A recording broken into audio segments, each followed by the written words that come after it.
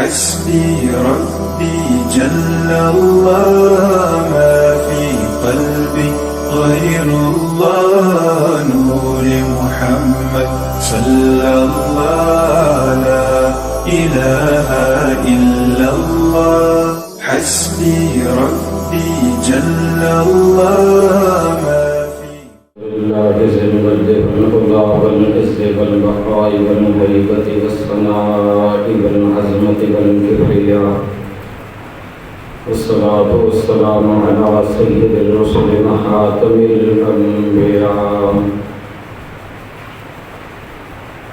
شمس الضحى بدر الدجى صدر العلا نور الهدى سيدنا محمد المصطفى والمرتضى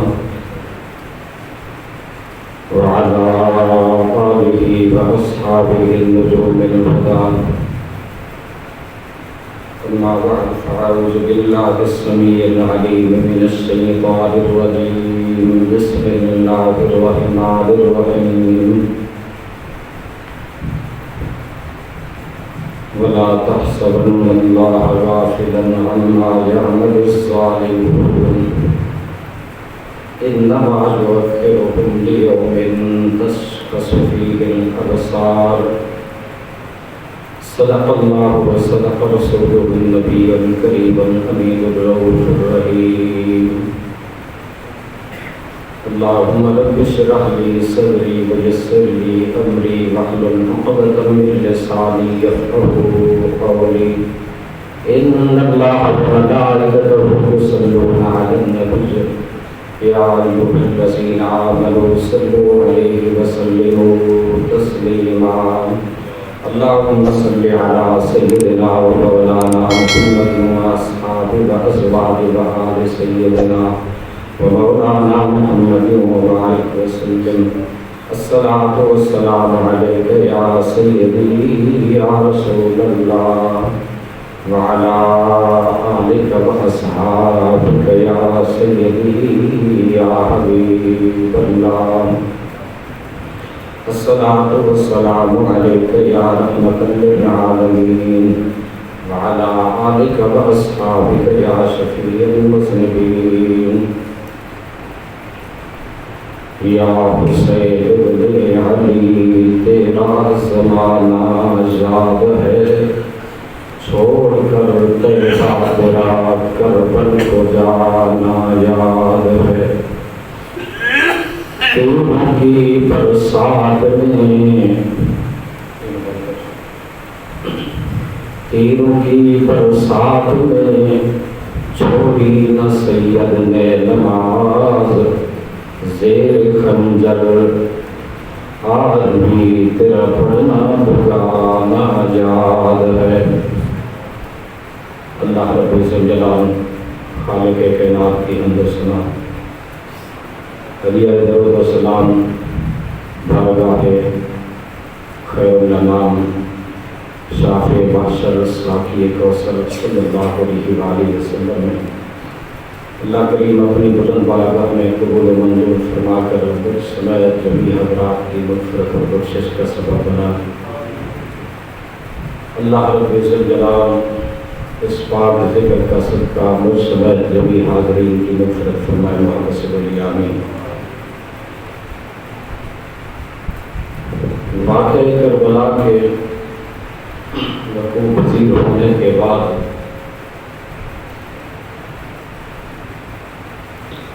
اسی دن آسمان پر خون سے چند سطریں عربی زبان کے اندر لکھی تحریر نظر آئیں ترجو ان امۃ تقلا حسینہ شفاعت جدی رسول اللہ صلی اللہ علیہ وسلم یہ امت ان کے دانہ جان کی شفاعت کی کیسے امیدوار ہو سکتی ہے جنہوں نے انہی کے منظور نظر لفظ جگر سید اللہ سید الشہداء امام حسین رضی اللہ تعالیٰ عنہ کے ساتھ ایسا معاملہ کیا ہے یاد رکھنا شہادت ایک عظیم نعمت ہے شہادت ایک عظیم عبادت بھی ہے.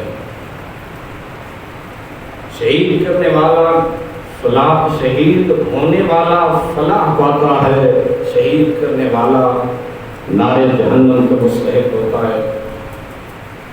اللہ رب ذوالجلال نے اپنے رستے میں جام شہادت نوش کرنے والے حضرات کے لیے ایک دائمی حیات ابدی کا ایسا اعلان کیا جس کو تاکہ آنے قیامت کے چیلنج بھی نہیں کر سکتا.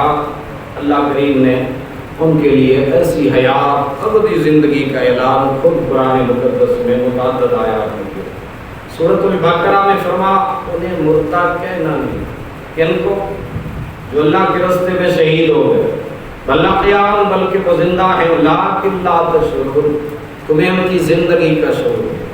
یہ آیت پاک اس وقت نازل ہوئی جب امام الانبیاء صلی اللہ علیہ وسلم کے کچھ غلاموں نے وادی احد میں 70 کے قریب اصحاب رسول نے جام شہادت نوش کیا. مدینہ طیبہ کے کچھ منافقین نے ان کی شہادت پر پراپیگنڈا شروع کیا کہ دیکھیں ہم راستے میں رسول اللہ صلی اللہ علیہ وسلم کو چھوڑ کے آئے، لہذا مرنے سے بچ گئے موت سے. یہ بھی اگر ہماری مانتے نہ جاتے اللہ کے رسول صلی اللہ علیہ وسلم کے ساتھ، یوں آج موت ان کا مقدر نہ بنتی. یہ مر گئے ہیں، بیویاں بیوہ ہو گئی ہیں، اولادیں یتیم ہو گئی ہیں. جب یہ تانا مارا ان بدبخت منافقین نے، اللہ رب ذوالجلال نے قرآن مقدس کی آیت نازل فرمائی، فرمایا خبردار لا تقولوا لمن یقتل، کوئی شخص اس بندے کو نہ کہے فی سبیل اللہ اموات، جو اللہ کے راستے میں مارا جائے، اموات اس کو مردہ، بل احیاء بلکہ وہ زندہ ہے، لیکن لا تشعرون، لیکن تمہیں ان کی زندگی کا شعور. اب کمی میرے اور آپ میں ہو سکتی ہے، خالق کے فرمان میں تو نہیں ہے. شہید کی زندگی کو سمجھنے میں اور آپ انسانی عقل قاصر ہو سکتا ہے، مگر زبان مصطفیٰ بھی سچا ہے، فرمان خدا بھی سچا. اللہ رب ذوالجلال نے اپنے حبیب کریم صلی اللہ علیہ وآلہ وسلم پر اسحاق کا نزول فرمایا. اور ادھر سے سورہ آل عمران 4 پارہ، بدر کے شہید جام شہادت نوش کرتے ہیں 14 اصحاب رسول. ایک شہید کی والدہ صحیح بخاری میں یہ روایت موجود ہے، نبی علیہ السلام کی بارگاہ میں آ کے عرض کرتی ہیں، یا رسول اللہ صلی اللہ علیہ وسلم فداک ابی و امی، میرا بیٹا جنت میں ہے یا دوزخ میں؟ اب یہ علم کس کے پاس ہے؟ اللہ کے پاس ہے یا رب کی عطا سے مدینے والے مصطفیٰ کے؟ برادران اسلام، مائی صاحبہ نے آ کر سوال کیا، گویا کہ صحابیہ رسول کا یہ عقیدہ تھا، حضور امتی کے ظاہر کو بھی جانتے ہیں، اس کے اخروی مقام کو بھی جانتے ہیں. اس لیے تو آ کر سوال پوچھتے ہیں، محبوب میرا بیٹا جنت میں گیا یا پھر جہنم میں؟ اگلا سوال اس کے ساتھ ہی جوڑ کے کیا، عرض کرتی ہیں آقا اگر جنت میں ہے تو میں صبر کروں اس کی شہادت پر، اگر دوزخ میں ہے تو میں چلاؤں، روؤں، پیٹوں، گریبان چاک کروں، دعا کروں. میرے آقا صلی اللہ علیہ وسلم نے فرمایا، بی بی مبارک کو تمہیں، اللہ نے تیرے بیٹے کو جنت الفردوس میں اعلیٰ مقام عطا فرمایا. تو پتہ چلا شہید پر رویا نہیں جاتا، چیخا نہیں جاتا، باویلا نہیں کیا جاتا. اقبال کہتے کافر ہے جو قائل ہو اموات شہیداں کا، ہم زندہ جاوید کا ماتم نہیں کرتے. قرآن مجید نے ایک اصول دیا کہ جو کامیاب ہو کر شہادت کا درجہ پا جائے، اللہ فرماتا ہے وَلَا تَحْسَبَنَّ الَّذِينَ قُتِلُوا فِي سَبِيلِ اللَّهِ أَمْوَاتًا. یہ ہے سورہ آل عمران. پہلی سورت میں بقرہ میں کہا کہنا نہیں مردہ، یہاں فرمایا سوچنا بھی نہیں مردہ. لا تحسبن الذین، گمان بھی نہیں کرنا، یہ ذہن میں خیال بھی نہیں آنا کہ جس نے گردن مصطفیٰ کی ناموس پر کٹائی ہو، راہ خدا میں کٹائی ہو، اللہ فرماتا ہے اس کو مردہ سوچنا بھی نہیں ہے. اس کے سوچ پر بھی بین لگا دی خالق العزت نے، لا تحسبن الذین قتلوا فی سبیل اللہ امواتا بل احیاء، بلکہ وہ زندہ. عند ربہم یرزقون، کہاں؟ عند ربہم، اپنے اللہ کے پاس۔ اللہ کہاں ہے؟ رب کا تعارف کی ہے، اللہ کے کہہ سکتے ہاں سبحان خوب ترجمہ۔ سورۃ الکاف 26واں پارہ، اللہ فرماتا ہے نحن اقرب الیہ من حبل الورید۔ میری ذات کا کوئی تعارف پوچھے تو میں کہاں پہ ہوں؟ نحن اقرب، ہم قریب ہیں زیادہ، الیہ اپنے بندے کے، من حبل الورید، شعرک دور سمجھیے ہمارے اس کو بھی زیادہ قریب۔ اقرب اس میں تفضیل کا صیغہ، اللہ کریم نے فرمایا میں اس شعرک سے بھی زیادہ قریب ہوں۔ جب اللہ رب ہو کر انسانی وجود اور انسانی ذات کے اس قدر زیادہ قریب ہے تو شہید رب کے پاس ہے تو شہید پھر دور کیسے ہو سکتا ہے؟ شہید کو بھی اللہ کریم نے یہ قربت عطا فرمائی ہے، تو پھر ہم کیوں چیخیں چلائیں کہ ہمارے شہداء دور؟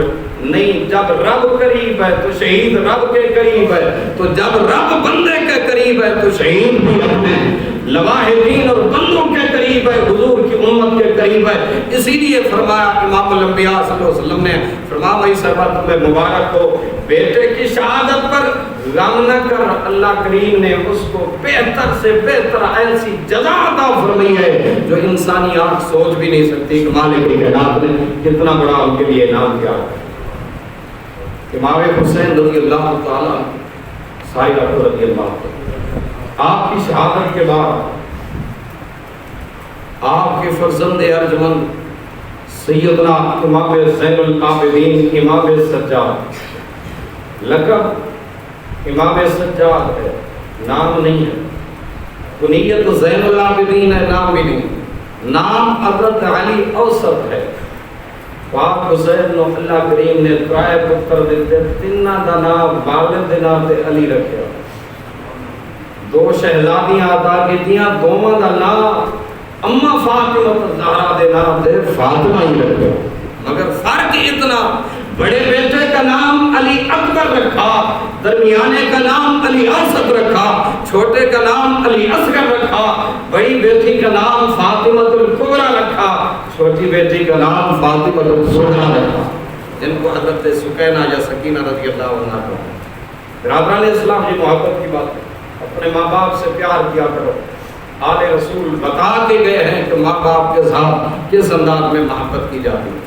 حضرت امام علی مقام کے یہ شہزادے سیدنا امام زین العابدین، نام ہے حضرت علی الاوسط، کربلا کے قافلے کی قیادت واپسی پر بعد شہداء، شہادتوں کے واقع ہونے کے بعد جس نے کربلا کے شہیدوں اور اسیروں کے قافلے کو سنبھالا، حسینی کردار ادا کیا، ان میں سے سر فہرست امام زین العابدین امام سجاد کا نام ہے۔ عبادت گزار کتنے؟ حضرت امام زین العابدین ہر رات حضرت طاووس کیسانی رحمت اللہ تعالی آپ کے ساتھی ہیں، فرماتے ہیں ہر رات میں نے سید سجاد امام زین العابدین حضرت علی الاوسط بن حسین ابن علی کو 1000 رکعت نماز نفل پڑھتے تھے، ہر رات پڑھ کے رکھاؤ تو پتہ لگے حسینی کردار کا۔ علی الاوسط 1000 رکعت نماز نفل پڑھے، سجدے کتنے ہوئے؟ 1000 رکعت ہے، دس سکتے؟ ہاں جی کیلکولیٹ کر لو، 1000 رکعت نفل جی چار ایک ہمیں دو ہے جو بھی من لو۔ کثرت سجود ثابت ہوا، حضرت طاووس کیسان فرماتے ہیں خوف خدا سید سجاد پر اس قدر غالب، فرمان طواف کعبہ کے لیے آتے ہیں، دنیا مطاف کعبہ کے لیے حج کے موسم میں حج سے روانہ ہو، احرام ہر کوئی باندھتا ہے اور ہر کوئی پڑھتا ہے، احرام کے باندھنے کے بعد، احرام کی نیت کے بعد لبیک اللہم لبیک لبیک لا شریک لک لبیک، پڑھتے ہو کہ نہیں؟ پڑھ لو، لبیک اللہم لبیک لبیک لا شریک لک لبیک ان الحمد والنعمت لک والملک لا شریک لک. لیکن امام زین العابدین طواف آپ احرام کی نیت تو کر لیتے ہیں مگر زبان لذت اندام ہو جاتی ہے جناب والا. لبیک نہیں کہتے، ساتھی کہتے ہیں آپ بھی کہیں نا لبیک، فرماتے نہیں. اس کا خوف اس قدر غالب ہے، کہیں میں لبیک کہوں تو اس کی بارگاہ سے جواب ملے لا لبیک، میں کیڑے منہ نال آکھاں فرما لبیک. اور تو اصلا تو کسی بات بھی بولی بھی نہیں. امام زین العابدین رضی اللہ تعالی عنہ حضرت طاؤوس کیسانی فرمانے لگے، ہم نے عرض کیا جناب آپ کے لیے تو مختلف انفرادیت ہیں. پہلی چیز یہ ہے کہ آپ نواسہ رسول کے شہزادے ہیں، گویا کہ خود نواسہ رسول. آپ کو اللہ کریم نے جو شان عطا فرمائی ہے، آپ اللہ کی بارگاہ میں بلند آواز سے لبیک کہیں. امام زین العابدین فرماتے ہیں مجھے ڈر ہے، فرما جن رشتے ناتے جے قیامت میں خالق فرماتا ہے الاخلاء یومئذ بعضهم لبعض عدو، ساریاں دشمنیاں جو بدل جان گیا الا المتقین، صرف پرہیزگاراں دی یاری تے دوستی باقی رہ گی. میں نہیں کہہ سکتا کہ میں پرہیزگار. کتنی عزت و انکساری ہے. تقوی کو جن پر ناز ہے، سیادت کو جن پر ناز ہے، امامت کو جن پر ناز ہے، قیادت کو جن پر ناز ہے، سخاوت کو جن پر ناز ہے، جرأت کو جن پر ناز ہے، بہادری کو جن پر ناز ہے، وہ امام زین العابدین فرما رہے ہیں میں اپنے آپ کو کیسے پرہیزگار کہوں. فرما آپ کہہ رہے ہیں جناب اللہ کی عدالت میں سے آپ چھوٹ جائیں گے محض اس وجہ سے کہ میں رسول اللہ صلی اللہ علیہ وسلم کا نواسا ہوں. فرما نہیں میں کہہ نہیں سکتا الا المتقین، وہاں رب نے قید لگا دی ہے. فرما پرہیزگار میرے دربار سے چھوٹیں گے، میری بارگاہ سے چھوٹیں گے، میں اپنے آپ کو کیسے پرہیزگار کروں. یہ ان کی عزت و انکساری. حضرت طاؤوس کہتے ہیں میں نے پھر عرض کیا جناب آپ کو تو اللہ کریم نے یہ شان عطا فرمائی ہے کہ آپ کے جد امجد خود شفاعت والے مصطفیٰ کریم صلی اللہ علیہ وسلم، آپ حضور کی شفاعت سے برابر. آپ نے فرمایا میں نے اپنے بابا جان سیدنا شہید کربلا امام حسین رضی اللہ تعالیٰ عنہ سے سنا.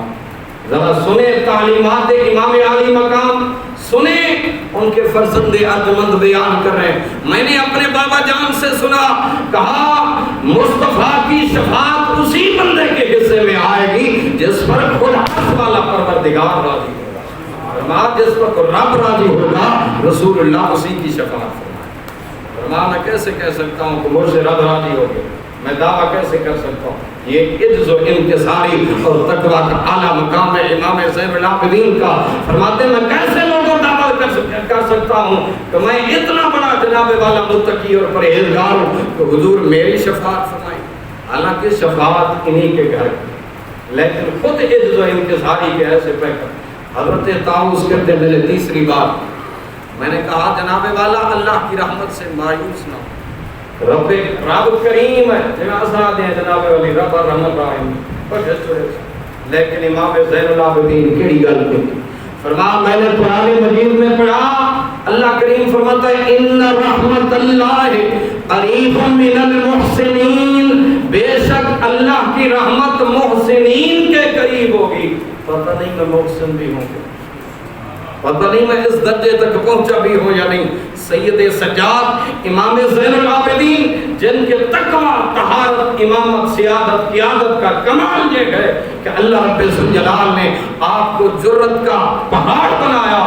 آپ کے پائے استقلال میں نہ کربلا کے میدان میں نہ اس کے بعد کوئی کسی قسم کی لغزش آئی ہے، مگر اللہ کا خوف اس قدر غالب ہے کہ آپ خود فرماتے ہیں کہ ان رحمت اللہ قریب من المحسنین، رب کی رحمت محسنین کے قریب ہے. پتہ نہیں میں اس درجے پر فائز ہوں گے. یہ شانیں ہیں اس گھرانے امام زین العابدین رضی اللہ عنہ. مگر بہادری، سخاوت، طبع فیاضی اس قدر امام سجاد کی ابن زیاد کے دربار میں جو قافلہ پہنچتا ہے، جس جرأت کے ساتھ امام زین العابدین نے وہاں پر خطبہ ارشاد فرمایا، فرمایا ابن زیاد تو نے بدبخت یزید کے کہنے پر میرے باپ اور میرے ساتھیوں کو ناحق قتل کیا ہے، کیا قرآن کی اس آیت کو بھول گئے ہو؟ وَلَا تَحْسَبَنَّ اللَّهَ غَافِلًا عَمَّا يَعْمَلُ الظَّالِمُونَ، اللہ غافل نہیں ہے جو ظلم کرنے والے ظالموں نے کیا۔ عَمَّا يَعْمَلُ الظَّالِمُونَ، رب دیکھ رہا ہے، انما یؤخرھم لیوم تشخص فیہ الابصار، رب کائنات جل مجدہ الکریم کی نگاہیں ہر ظلم کو دیکھتی ہیں۔ سید سجاد سے ایک دفعہ حضرت امام محمد باقر اپنے بیٹے نے پوچھا، بابا جان ذرا کوئی وصیت تو سنائیں، ایسی وصیت جو تمہیں میرے دادا جان شہید کربلا امام حسین رضی اللہ تعالیٰ عنہ نے کی ہو۔ آپ نے فرمایا ہاں میدان کربلا میں جام شہادت نوش کرنے سے پہلے جب تیرے دادا جان تشریف لے جانے لگے تو میرے خیمے میں تشریف لے آئے، علیحدگی میں مجھے بٹھا کر علیحدہ سے وصیتیں فرمائیں، ان میں سے امام محمد باقر صرف ایک کی وصیت تجھے سناتا ہوں۔ میرے بابا جان نے جاتے ہوئے مقتل گاہ کی طرف، شہادت گاہ کی طرف ایک بات کی تھی، کہا زین العابدین، اللہ کی مخلوق پر، رسول اللہ کی امت میں سے کسی ایسے شخص پر کبھی ظلم نہ کرنا جس کا اللہ کے علاوہ کوئی مددگار نہ ہو۔ فرمایا کسی ایسے بندے پر ظلم نہ کرنا جس کا اللہ کے علاوہ کوئی مددگار نہ ہو۔ فرمایا رب العالمین پھر اس مظلوم کی خود آہ بن جاتا ہے، وہ مظلوم کی آہ عرش اعظم کو ہلا کے رکھ دیتی ہے۔ اللہ رب ذوالجلال پھر مظلوم کی مدد کے لیے خود اعلان فرماتا ہے، فرمایا جس کا زمین پر کوئی نہیں، میں عرش برین کا مالک اسی کی مدد کے لیے۔ برادران اسلام، امام زین العابدین رضی اللہ تعالیٰ حضرت ابو برزہ اسلمی کہتے ہیں، میں نے پاک حسین کے شہزادے کو ابن زیاد کے دربار میں جس جرأت سے کلام کرتے دیکھا، فرمایا لگتا نہیں تھا کہ زین العابدین بیمار ہے۔ اللہ رب ذوالجلال نے باعث ثبات کے اندر ایسا استقلال عطا فرمایا، آپ عزم و ہمت کے جوان مرد اور پہاڑ جیسے پیکر بن کر فرمایا ابن زیاد کو مخاطب کر رہے تھے، وہ وقت تیرا حشر ان قریب ہے، رب العالمین نے ظالم کو مہلت ضرور دی ہے مگر اس کی لاٹھی بے آواز ہے، وہ جب بھی انتقام لیتا ہے ان بطش ربک لشدید، اللہ کریم کی پھر پکڑ انتہائی سخت۔ حضرت ابو برزہ اسلمی اور حضور کے ایک صحابی ہیں حضرت زید بن ارقم کہتے میں نے بار بار دیکھا ابن زیاد پر وقت اپنے ہاتھ سے ناپاک چھڑی مارتا امام حسین کے ہونٹوں پر اور کہتا ہے جناب ان ہونٹوں سے تم نے میرے امیر کی بیعت نہیں کی۔ ابو برزہ اسلمی جوش میں آ کے کہتے ہیں او بدبخت اپنی چھڑی ہٹا، میں نے علموں پر مدینہ کے سلطان کو بارہا بوسے دیتے ہوئے میں نے حضور کو یہ بوسہ گاہ مصطفیٰ ہے، خبردار جہاں سے چھڑی ہٹا۔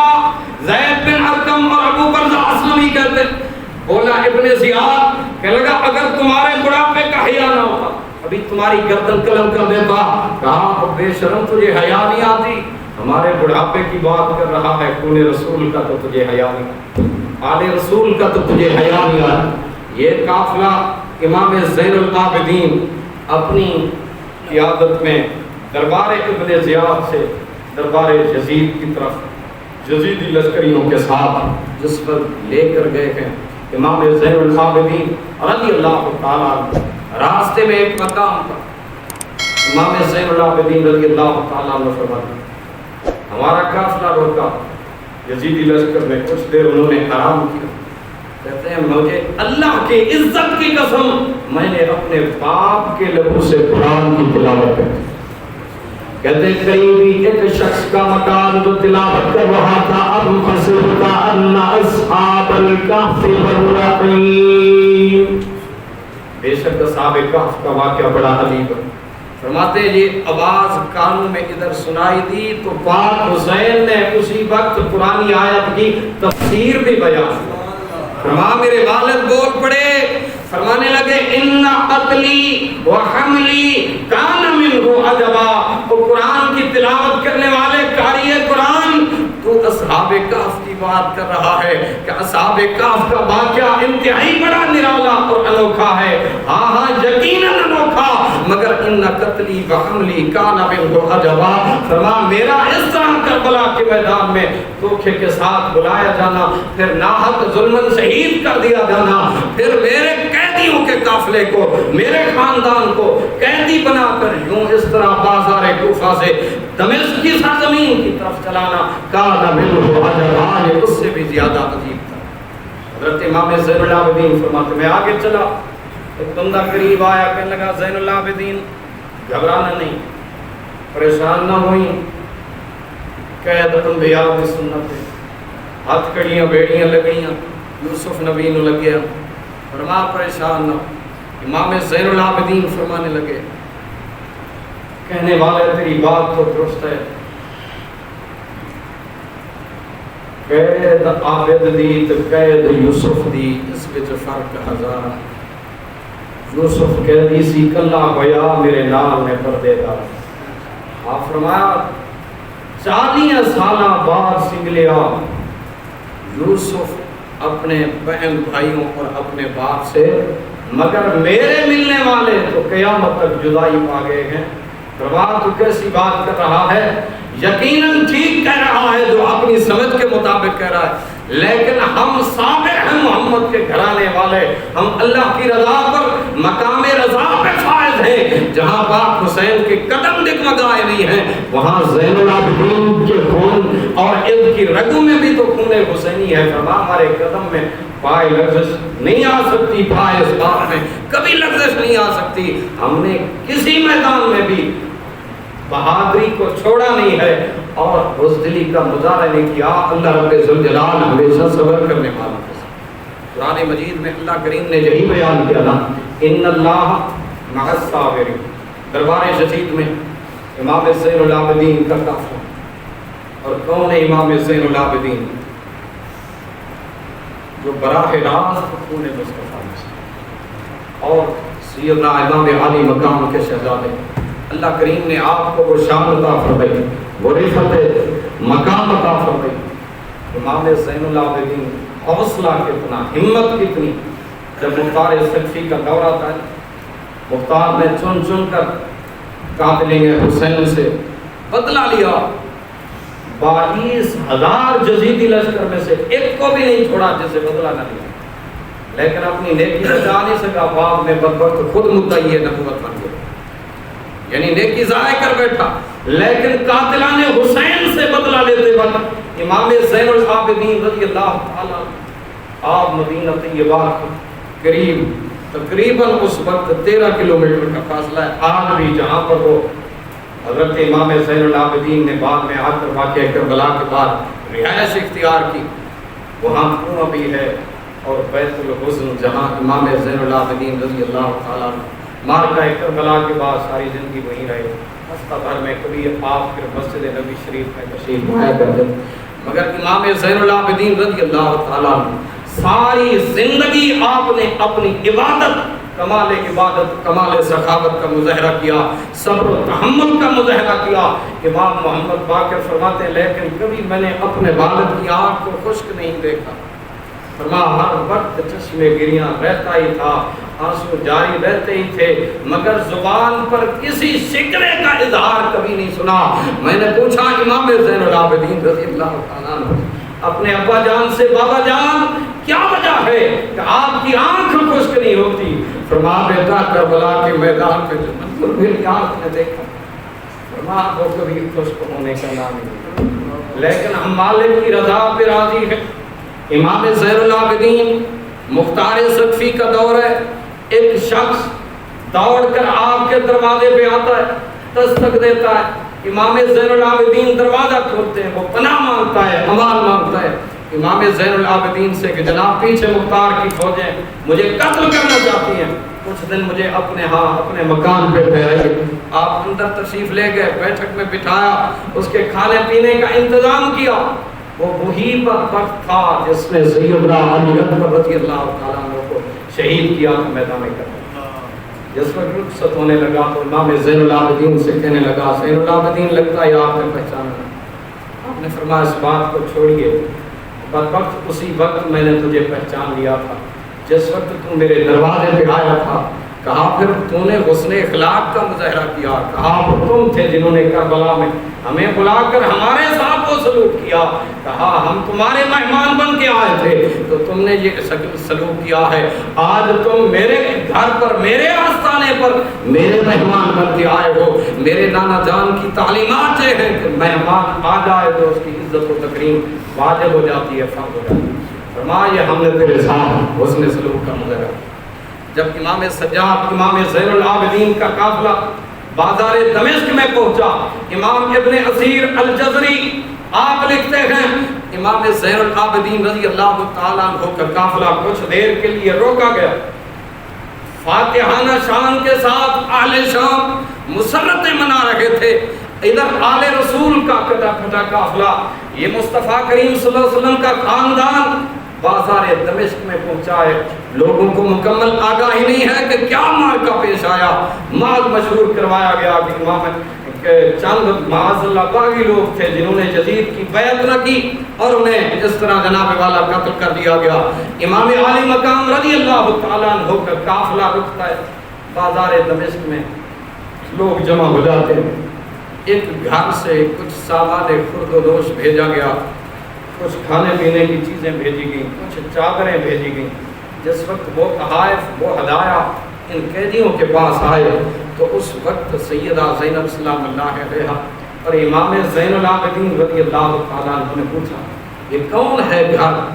آج بھرے بازار دمشق میں جب کوئی آل مصطفیٰ کی خبر گیری کرنے والا نہیں، یہ کس کے دل میں اللہ نے ایسی محبت ڈالی ہے جو ہم سے ایسا سلوک کر رہا ہے؟ تو جو خدام اور کنیز وہ چیزیں لے کے آئے تھے انہوں نے کہا جی ہم اپنے مالک، ہماری ایک مالکن ہے جس نے گھر میں سے چھت، گھر کی چھت پر یہ منظر دیکھا قیدیوں کا اور انہوں نے یہ کھانے پینے کی چیزیں بھیجی، کہا اسے اگر ملوا سکتی ہو تو پھر ملوا دو، ہم ان کو دیکھیں تو صحیح کل میدان حشر میں نانا جان کی شفاعت کے حصے میں تو اس کی شفاعت تو کر سکیں کہ نانا جان اس نے بازار دمشق میں ہمارے ساتھ یہ دیکھی کی۔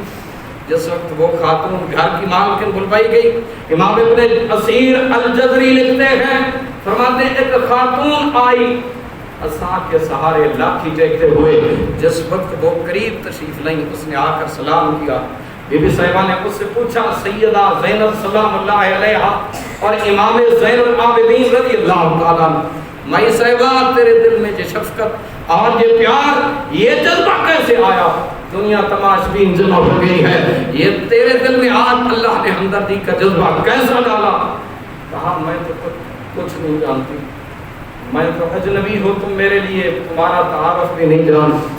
ایک عرصہ ہوا میں نے زندگی کے کچھ ایام گزارے تھے مدینۃ الرسول میں، اوائل شباب تھا میرا، میں سیدۃ النساء اہل الجنہ فاطمہ الزہرا سلام اللہ علیہا کے گھر کی کنیز تھی، خادمہ تھی، وقت آخر مخدومہ جنت کا آیا، مجھے اپنے قریب بلایا، قریب بلا کے ارشاد فرمایا تیرا خاندان تعلق رکھتا ہے، تیرے میکے پیکے تعلق رکھتے ہیں باپ ددیال ننیال شہر دمشق سے، میری ایک وصیت یاد کر لینا، دمشق میں کبھی قیدی نظر آ جائے ان کے ساتھ حسن سلوک کرنا۔ میں نے تو اپنی مخدومہ جنت کی وہ خواہش پوری کی ہے، میں جانتی تو نہیں کہ آپ کون ہیں، یہ تو میں سن رہی ہوں کہ جناب ایسا ہوا ہے، کئی لوگوں نے کہ یزید کی بیعت نہ کی تو ان کے ساتھ یہ معاملہ پیش آئے، میں تو آپ کو ہرگز نہیں جانتی۔ تو سیدہ زینب سلام اللہ علیہا مادر اطہر کا نام سنا، سینے میں ٹھنڈک محسوس ہوئی تو فرمانے لگی بی بی صاحبہ اللہ آپ کا بھلا کرے، اچھا اب ہیں ہم اس وقت بے یار و مددگار، مگر تمہیں اگر کوئی خواہش ہو ہم سے کوئی دعا کروانے کی تو آپ اپیل کریں، اپنی ماجرا اپنی زندگی کی کوئی تمنا پیش کریں، ہم مالک کے دربار میں دعا تو کر سکتی ہیں تیرے حق میں۔ تو اس وقت اس مئی صاحبہ نے کہا ہاں میری زندگی کی آخری خواہش اور تمنا یہ ہے کہ میں نے ایک عرصہ دراز گزارا مدینۃ الرسول کے اندر، جس وقت شہزادی جنت کی خدمت میں رہا کرتی تھی، اس وقت ان کی گود میں تو شہزادے کھیلا کرتے تھے جن کو جنتی جوانوں کے سردار کہتے تھے، ایک کا نام امام حسن مجتبیٰ تھا، امام حسین رضی اللہ تعالیٰ عنہ دوسرے کا نام نامی اسم گرامی میں نے سن رکھا ہے. امام حسن مجتبی کی شہادت 50 ہجری میں پیش ہو چکی ہے، لیکن میں نے ابھی تک یہ سنا ہے کہ امام حسین رضی اللہ تعالیٰ عنہ سیدہ زینب اور ام کلثوم رضی اللہ عنہا یہ علی المرتضیٰ کی شہزادیاں اور شہزادے ابھی تک یہ دنیا میں زندہ ہیں. میرے دل کی آخری خواہش ہے مالک اس وقت اسرائیل ملک الموت والا فرشتہ نہ آئے جب تک مجھے حسین اور زینب کی زیارت نصیب ہو. جس وقت یہ بات کی امام ابن اسیر الجزری لکھتے ہیں سیدہ صبر و تحمل کا پیکر کوہ گرا بن کر ضبط و استقلال کے ساتھ بولی اماں پھر مبارک ہو، اللہ نے تیری دعا کو قبول فرما لیا ہے. سامنے نور کے نیزہ پر جس کی تلاوت قرآن جاری ہے وہ حسین شہید کربلا ہے. آج صبر و ہمت اور جرأت و استقامت کی کوہ گرا بن کر جو تجھ سے بات کر رہی ہے یہی تو سیدہ زینب سلام اللہ ہے. یہ سیدہ زینب سلام اللہ علیہا اقبال قلندر لاہوری کہتے ہیں، فرماتے ہیں ایک عشق کی داستان حسین کربلا کے میدان میں رقم کر کے گئے ہیں. فرمایا عشق کی داستان امام زین العابدین اور سیدہ زینب سلام اللہ علیہا نے نقل فرمائی.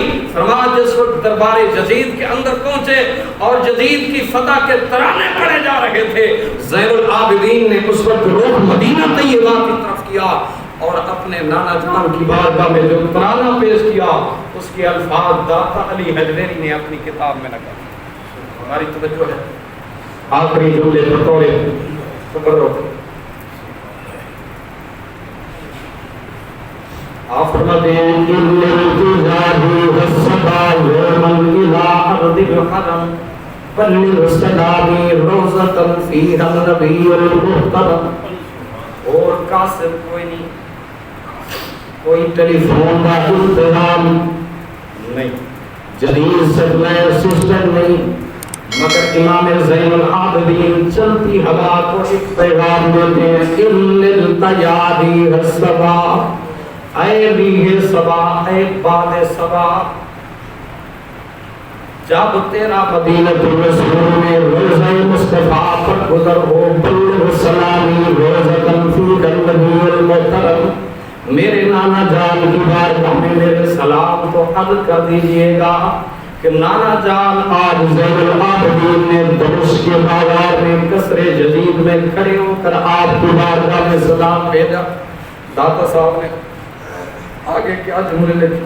فرماتے ہیں من وجہہ شمس الضحیٰ من خطہ بدر الدجا من ذاتہ نور الہدی من کفہ بحر الہمم.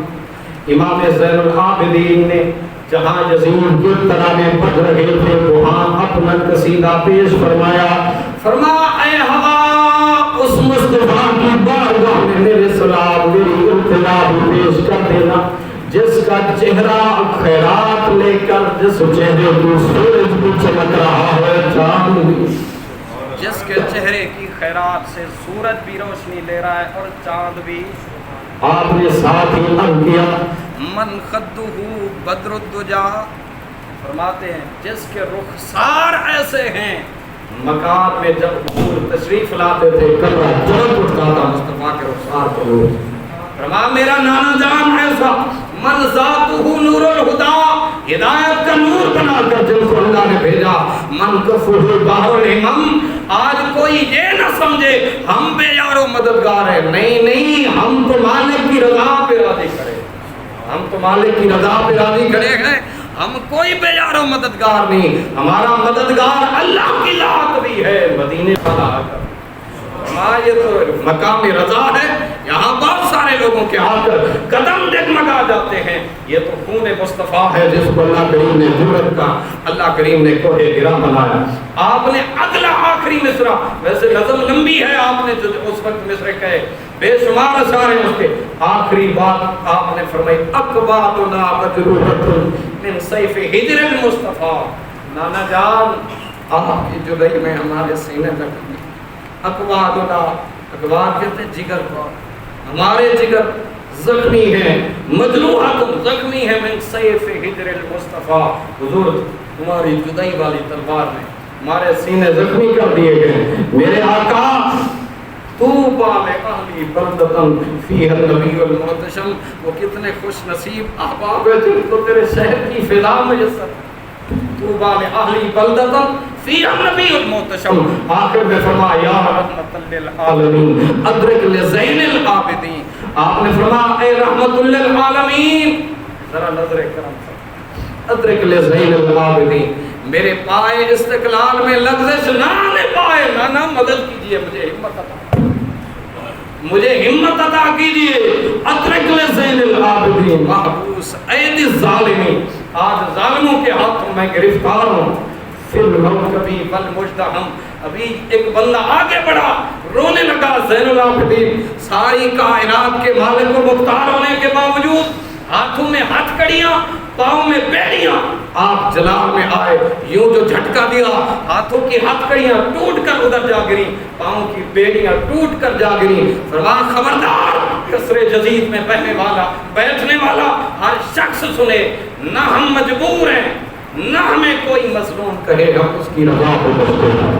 اللہ یہ تو بظاہر دنیا کو ایک دکھاوا ہے، ہمارے ہاتھوں میں ہتھ کڑیاں بیڑیاں ہیں، قوت ہوندیاں زور نہیں لائے. بیٹھے من رضائیں دنیا اتوں پیاسے پڑ گئے. دین دنیا دے ساری طاقتیں ہونے کے باوجود بھی ہم اس کی رضا پہ راضی رہے. تو جو رضا پہ راضی رہتا ہے مالک فرماتا ہے ان اللہ مع الصابرین، فرمایا میں ان صبر کرنے والوں کے ساتھ. اللہ کریم کی بارگاہ میں دعا ہے مولا کریم ہم سب کو آل رسول کا سچا پیارا